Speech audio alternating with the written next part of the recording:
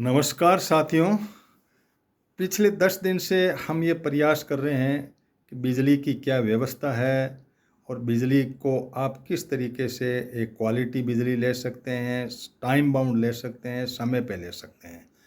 लेकिन मुझे दुख के साथ कहना पड़ रहा है कि कई वीडियो के अंदर कई ऐसी पोस्टें और उस तरह से रिप्लाई आए कि लोग इस बात को समझ ही नहीं पा रहे हैं पूरा। बेसिक बात यह है कि जब से ये निजीकरण का मॉडल आया है 90 से लेके मनमोहन सिंह से लेकर के और करीब करीब 25 और 10 35 साल से हमारा माइंडसेट नहीं बदला है। और माइंडसेट क्या नहीं बदला, हम अभी तक ये मान के चल रहे हैं कि सरकार जो है वो काम करेगी, जबकि वस्तु स्थिति उसकी बिल्कुल अलग हो गई। प्राइवेट का ढांचा समझना पड़ता है हमें कि प्राइवेट कंसर्न के अंदर एक ठेका होता है और आपके बिजली से संबंधित पूरा का पूरा ठेका हो रखा है। बिजली पैदा करने का ठेका है, जो अडानी जी वगैरह बड़ी बड़ी फर्म है, कोयला लेती है करती है, ठेका है। और वो किस तरह से गोरख धंधा, उस पर ज़्यादा नहीं जाऊंगा मैं। बिजली को ट्रांसमिशन का भी सिस्टम है और उसके बाद में उसको ट्रांसफार्मर लगा करके 132, 200, 400, 700 बड़े बड़े इस तरीके से बहुत बड़े बड़े जो है जीएसएस जो हैं सब स्टेशन हैं, वो वहाँ पे बिजली रेस्टोर की जाती है। फिर सोलर वाली भी उसमें डाल दी जाती है, वहाँ से बिजली फिर डिस्ट्रीब्यूट होती है। अब आपका काम जो हमने अभियान चलाया था, उपभोक्ता के लिए चलाया था, तो उपभोक्ता को अब ये समझना पड़ेगा कि बिजली कहाँ से आई और मेरे 132 के जीएसएस में आ गई, 132 के जीएसएस से 33 में आ गई। यहाँ से 132 से जो ही बिजली आगे चली, यहाँ उपभोक्ता की टांग हुई, उपभोक्ता का उसके अंदर रोल अदा हुआ। 132 वाली जब 33 में आ गई, 33 से फिर डिस्ट्रीब्यूशन हुआ छोटी छोटी लाइनों के अंदर। अब 132 का भी ठेका है, मेंटेनेंस दूसरा तीसरा सारा कुछ है, वो ठेका है। 33 का भी ठेका है, 33 का जीएसएस है, वहाँ भी प्राइवेट आदमी है, सरकार कहीं नहीं है इसमें।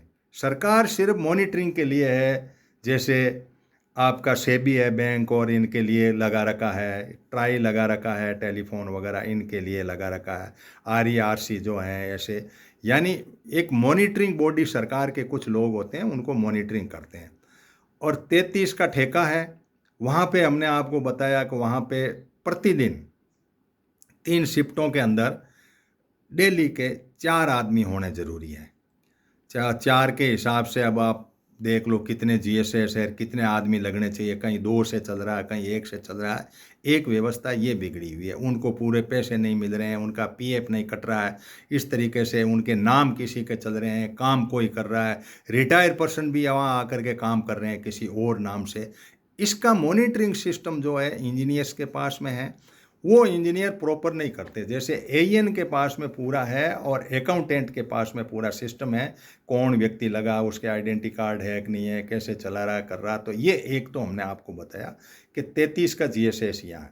अब 33 के जीएसएस से आगे बिजली गई और जाने के बाद में उस बिजली के अंदर क्या हुआ कि तार टूट गया या बिजली कनेक्शन गड़बड़ हो गया या बिजली आप तक फॉल्ट हो गई कर गई, तो उसके लिए सरकार ने 500 करोड़ का, 3 डिस्कॉम है बड़े बड़े जिनके छोटे छोटे जीएसएस हैं, 500 करोड़ के लगभग सवा सवा 1.5 करोड़ 1.5 अरब के जो है वो टेंडर हो रखे हैं और एक ही आदमी को दे रखा। पूरे राजस्थान की बिजली एक ही आदमी आपके घर पे नहीं पहुंचे, कंज्यूमर के ऊपर बिजली टाइमली नहीं मिले, उसकी जिम्मेदारी उस एक आदमी की है।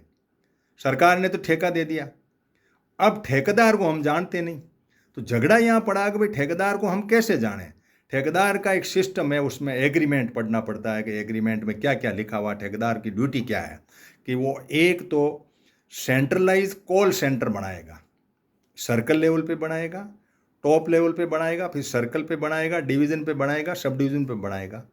वहाँ जो ही आपको 15 पॉइंट हैं जिनमें आप व्हाट्सएप से, टोल फ्री से नंबर दिए हुए हैं आपको, इन नंबरों पे आप करो कि मेरे यहाँ बिजली नहीं आ रही है।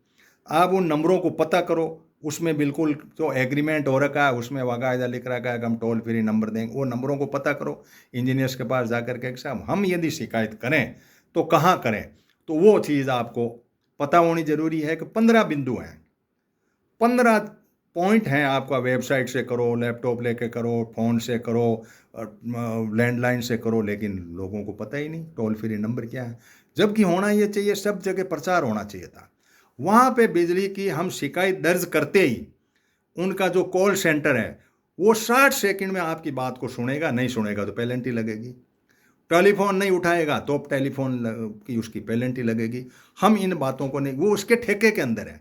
हम जाके इंजीनियर से सिर खपाते हैं, इंजीनियर कहता ठीक है देख लेंगे। तो आपको ये पता होना चाहिए कि जिम्मेदारी किसकी है, मॉनिटरिंग किसकी है। जिम्मेदारी ठेकेदार की है और मॉनिटरिंग जो है सरकार की है।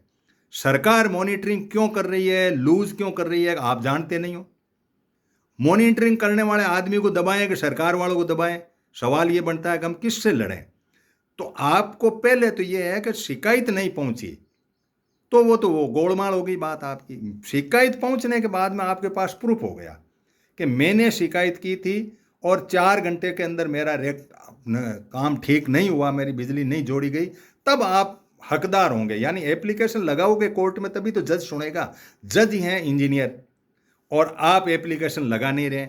आप जाके सीधे जज को कहते हैं साहब ये गलती हो रही है, वो हो रही है, ये भ्रष्टाचार है, इससे कोई रिजल्ट नहीं लगा।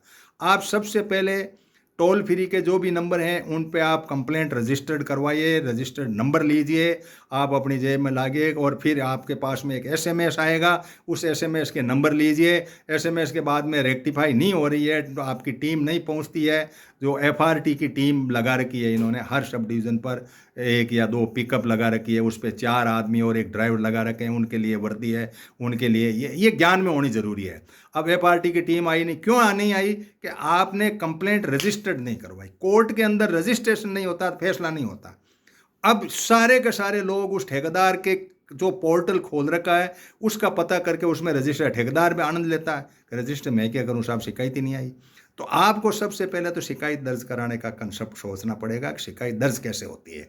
तो जो मैंने वीडियो बनाए थे, कॉल सेंटर खोल रखे हैं इन्होंने, उसका कितना पैसा है खर्च कर रही है सरकार, ये सारी व्यवस्थाएं हमने आपको बताई थी। उसका ये भी बताया था कि भाई जोधपुर डिस्कॉम का जैसे डॉक्यूमेंट है तो उसको मैंने कई लोगों को भेजा, आप भी कहेंगे तो मैं भेज दूंगा डॉक्यूमेंट, ऑनलाइन पड़ा, सारा सिस्टम पड़ा है पूरा। अब आपके वहाँ कंप्लेंट नहीं हुई तो पेनल्टी है, ठीक नहीं हुई, झूठ बोल गया तो पेनल्टी है। यदि नहीं करता है तो इसकी नोडल ऑफिसर इंजीनियर है, ये इलेक्ट्रिकल वाले, इनको तब को साहब मेरे कंप्लेंट नंबर ये है, मेरे पास एसएमएस है, इतने घंटे में ये सब दर्ज होता है।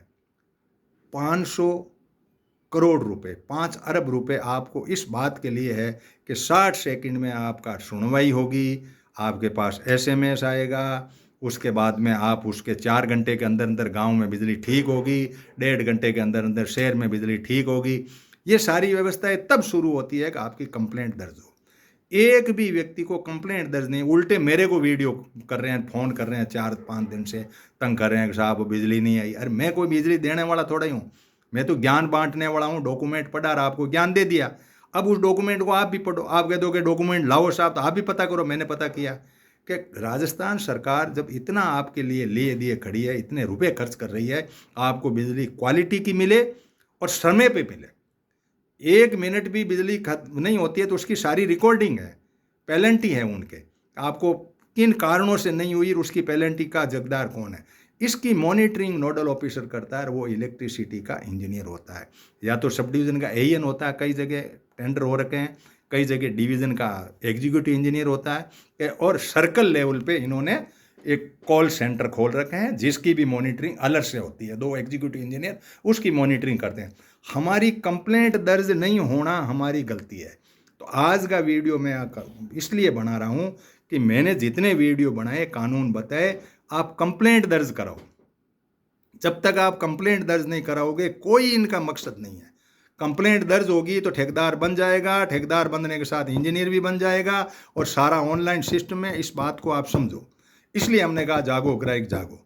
अब जब तक आप इन बातों को नहीं लेकर आते हैं तो कोई रिजल्ट नहीं है। कोर्ट में जाए बिना, केस दर्ज हुए बिना, आपकी कंप्लेंट दर्ज हुए बिना, आपका जो है इसने सेंटर खोल रखा वहाँ कंप्लेंट दर्ज नहीं हो। कंप्लेंट कैसे दर्ज हो, क्या हो, ये सब सीखिए आप। टोल फ्री नंबर कैसे होंगे, ऑनलाइन कंप्लेंट करने का तरीका क्या है, कहाँ जाओगे, किससे मिलोगे, ये जानकारी प्राप्त करे बिना आपका नहीं है, करोड़ों अरबों रुपए लोग लूट के खा रहे हैं आपकी अज्ञानता में, क्योंकि आप कंप्लेंट नहीं करते। आप तो उल्टे रास्ते चलते हो, सरकार से भिड़ते हो और नेताओं के पास जाते हो और एमएलए एमपी, ये कोई मतलब नहीं रखता। ठेका हो गया तो वो जिम्मेदार है। ठेकेदार को पकड़ने के लिए कंप्लेंट दर्ज करने का क्राइटेरिया बना लो और आपको कंप्लेंट दर्ज करानी है। जितनी ज़्यादा कंप्लेंट दर्ज होगी वो सक्रिय होगा, और सक्रिय होने के बाद में सारा वर्कफोर्स लगाना पड़ेगा, आपकी ठीक करनी पड़ेगी। नहीं करेगी तो अगला पेनल्टी खाएगा। 10% तक पेनल्टी है। 500 करोड़ की 10% देखो आप, तो 50 लाख रुपए का झूठ लगेगा, तो अपने आप चुपचाप आपके यहाँ ठीक करने आ जाएगा। इसलिए इन बातों के अंदर ध्यान दो कि आप मैक्सिमम कंप्लेंट दर्ज कराओ। कंप्लेंट दर्ज करने के तरीके सीखो, पोर्टल ढूंढो, कौन से पोर्टल पे कहाँ होती है। इनके एग्रीमेंट में जोधपुर का मेरे पास पड़ा है, जोधपुर के साथ ही चाहें तो डॉक्यूमेंट है ओरिजिनल, और अजमेर का नहीं है, वो पुराना है, तो नया लाने की सोच रहे हैं। आप भी सहयोग करो और ये बात बढ़ाओ आगे। धन्यवाद। ज़्यादा से ज़्यादा कंप्लेंट दर्ज हो, इसलिए मैंने आपको कहा। मेरे को कहने से कोई बिजली नहीं आएगी आपको। Thank you.